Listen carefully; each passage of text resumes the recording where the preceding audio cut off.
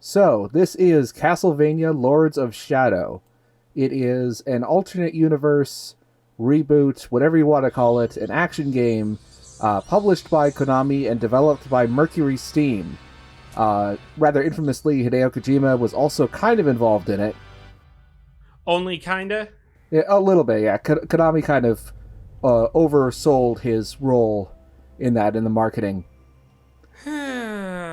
This is the Ultimate Edition, the special edition that came out for PC, which is actually a really good port. It looks good. So this is not connected to any other Castlevania game. I kind of liken it to... It's like the comic book movie version of Castlevania, where it tells its own story, but it still has little, winks and nods to its source material. It's also a pretty good action game. Nice. So we're expecting a spectacle combat here. Yeah. Beautiful. It also has a combat display. It allows you to turn certain aspects of the HUD on or off. Nice. And I also really like the storybook motif it has for its main menu. We'll be seeing that a lot. As you can see, here's the incredibly complex graphics options for the menu. Graphics on, graphics off. Oh, wait until you see the second game of the series. It's even worse. We're going to be playing on Warrior, which is the normal difficulty. Okay. A storm is coming. Mankind faces ruin and despair. The world is changing, yet hope remains in the hearts of the people. We go about our daily lives never knowing the forces that can change our destinies forever. We are oblivious, ignorant like sheep to the slaughter. This night, in the year of our Lord 1047, marks the beginning of our journey together. A journey into darkness, into madness. I watch him from the shadows. Is he the one? He has come far already, but he will be tested to the very limits of human endurance and beyond. This night he rides looking for the old gods, armed with an amulet that has led him here. Tonight he will begin his journey into oblivion. So before every level, Sir Patrick Stewart gives us a little speech. And he actually has a character in this game. We'll be meeting him a little later. The struggle for supremacy is eternal, inevitable.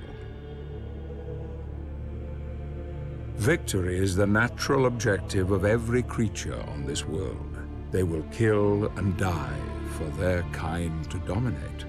Some call this eternal struggle equilibrium, the balance between light and darkness.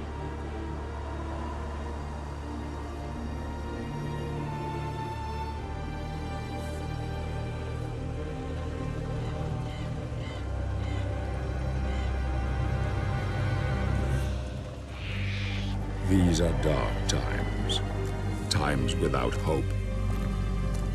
Men of faith claim that this is a test from God to strengthen our spirit. Perhaps this is true, or perhaps it is simply a pious lie. If it is true, darkness has come to engulf once proud humanity, and we are witnessing the end of mankind.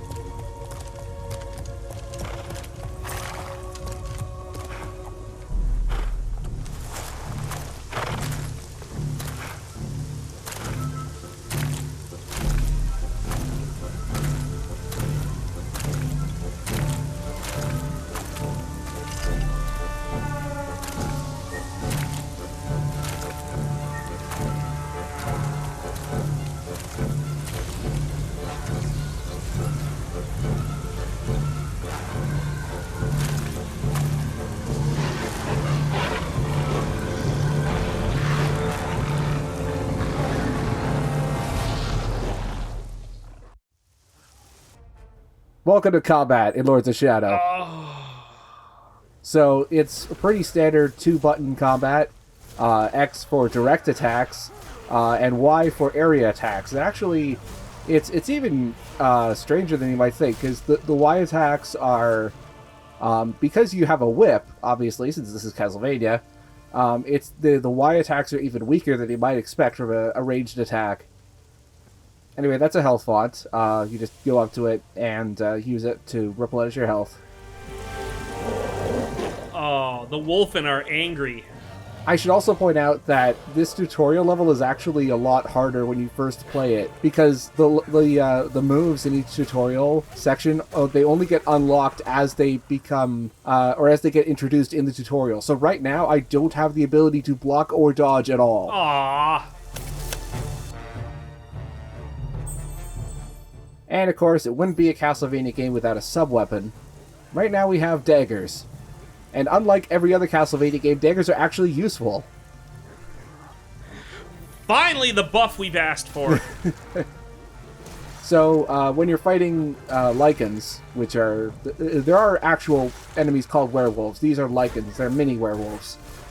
But every enemy, as we'll see later, has a unique weakness and strength against certain sub-weapons.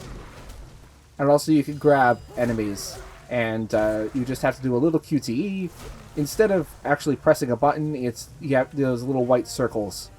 And you press any button when you're inside, when the two circles meet. So QT, just not press X to not die. Press any button to not die as long as the two circles are inside each other.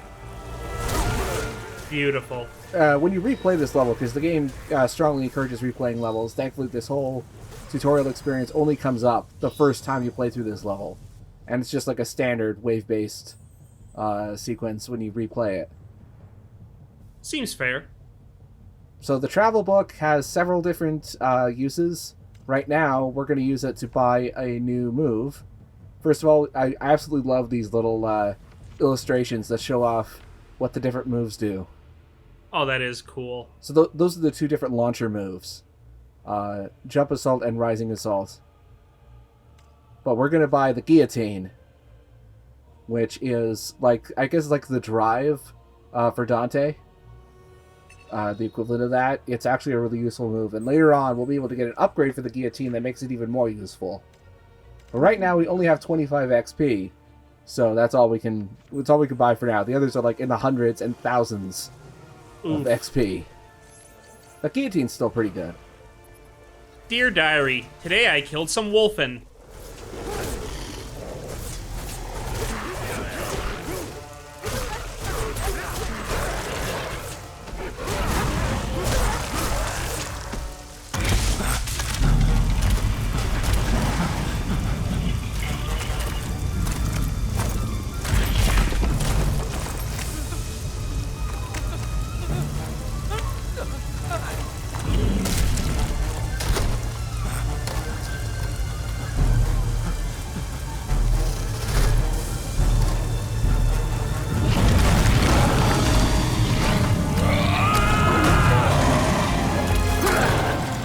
Call the dog catcher. We're going to need a really big dog catcher. We're going to have to call Paul Bunyan. Or whatever the equivalent was in Europe in the 11th century. So that was what I did there before getting my face clawed was a perfect parry, and I also dodged the attack. These mechanics are coming way too fast for us to keep up. But yeah, there was a perfect parry, which you can reflect attacks back. And there are also unblockable attacks in this game, which you have to dodge. They usually have a visual tell. So they were at least fair about that. Yeah, and of course, most bosses have a finishing move. This one's pretty easy. This warg gets a little overconfident. Just drive a stake right through his heart.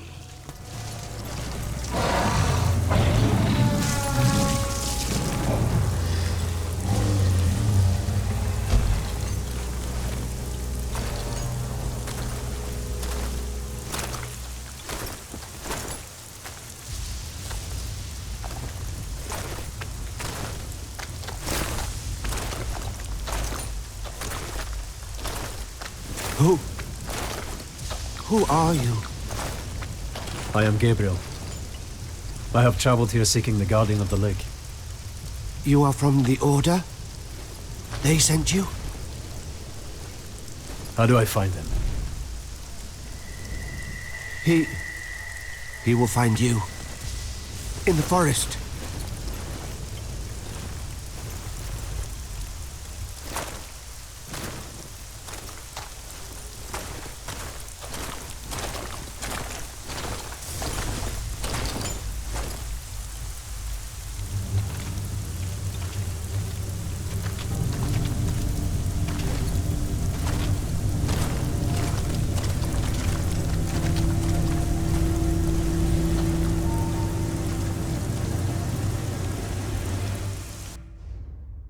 Mission complete! And I like how at the end of every mission, the last frame of the cutscene is enshrined as a little drawing in the corner of the storybook there. It's a nice touch. Beautifully illustrated as well. Yeah, it's really well done.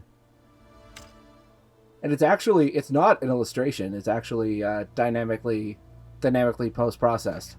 So this is the world map, we go back to any level we want. And I was showing off the trials as well. I'll have to get to those later. I follow him into the old forest, watching him from afar. He is strong indeed. The one God comes to drive out the many, but here, in this place, God's influence is thin and threadbare. The old gods still hold sway here. Few venture this far into the wood. He is disturbed by dreams that gnaw at his very soul. He will rest for the night, but rest will not come easy. The battle has left him weakened, but he knows the dream will return, and though he fears nothing on this earth, yet his nightmares sap the strength within him and leave a cold grip on his heart. Tomorrow he will use the old hunting path. Long has it been in disuse, but for now he dreams.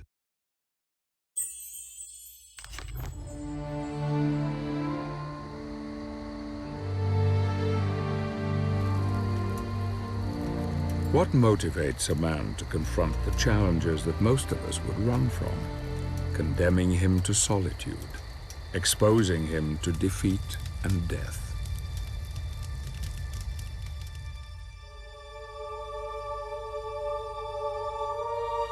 The answer is love, a force so powerful that all reason becomes blind to it, blind to all things, even the truth.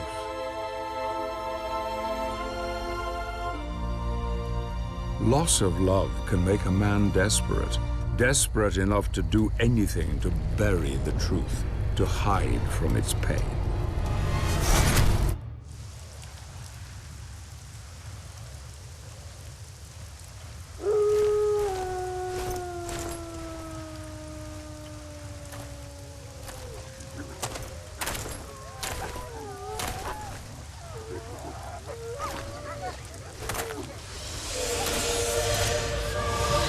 I hear you seek the Guardian of the Lake. I will take you to him, but we must be quick. Climb onto my back. Hurry!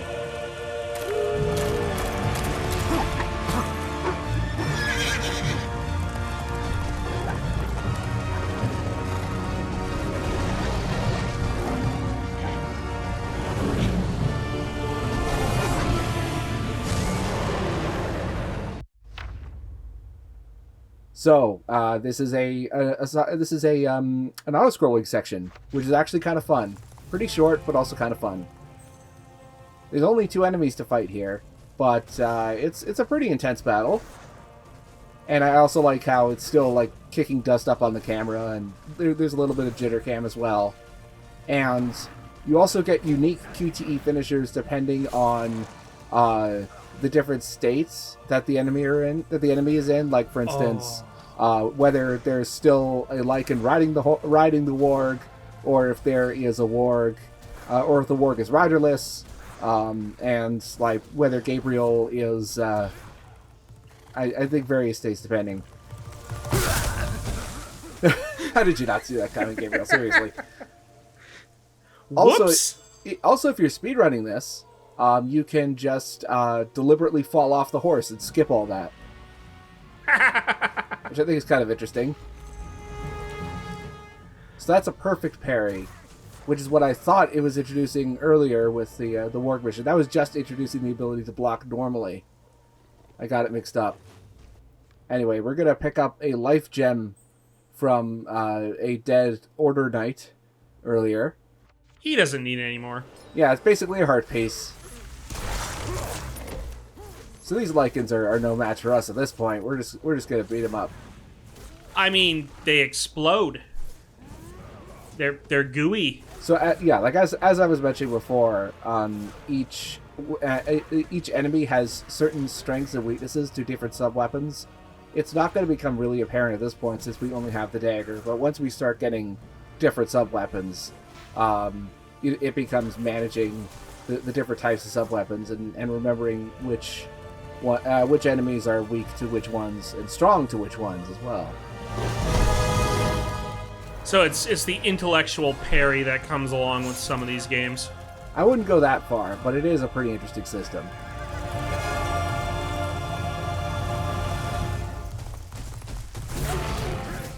Oh god, we're back on Endor again.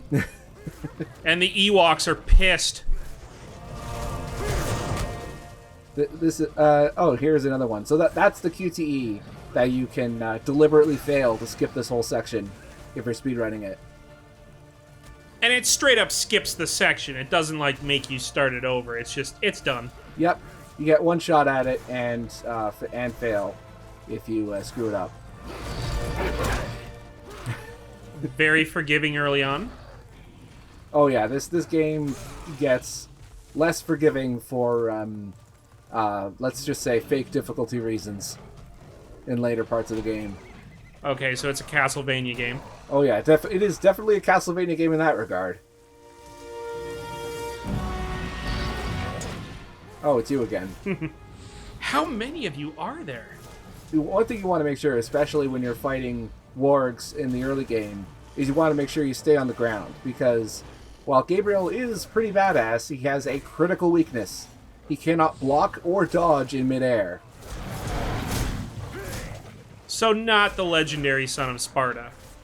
He's pretty close, and he gets a lot of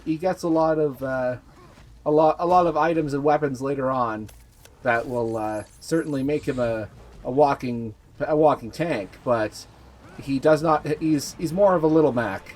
He's got a great ground game.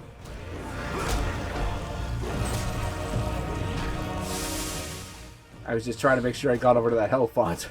Yeah, don't mind us. Just kind of stand there while we refill our health. All right, the beating resumes.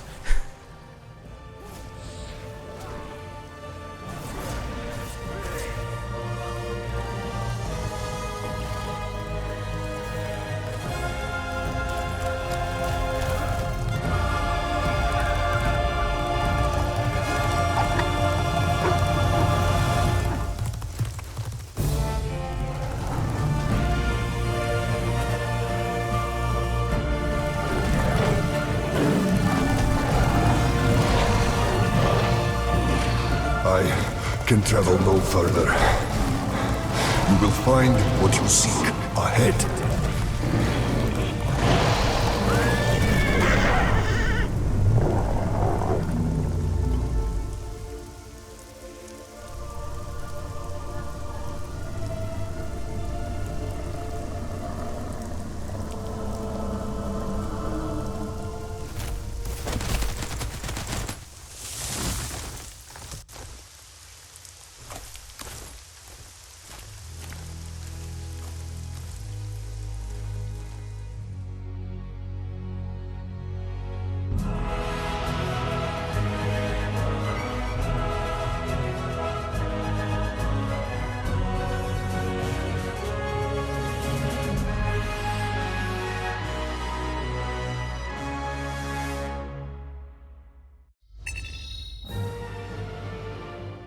So there we go. Those are the first two missions. Chapter 1 doesn't really only has one like traditional action adventure level, which we'll be seeing in the next video. The rest of it is just sort of getting getting the player used to the idea of the variety of the gameplay. Also, we bought a new move, the spinning chain. We'll be seeing that in the next video, in the Dead Bog. I have to admit, their world dump in the first level is pretty good. Like, it's got a really good hook to it. Well, you'll be as you'll be seeing in the next video, we'll actually have a proper level for once, and it'll be pretty good, I think. So, I look. Okay, that's not a number I recognize. We could keep going. Dracula right. phone. See, that was Dracula. He's annoyed as to why he hasn't showed up yet. I mean, this is a Castlevania game. Where the hell's Dracula? We will be seeing Dracula later, I promise.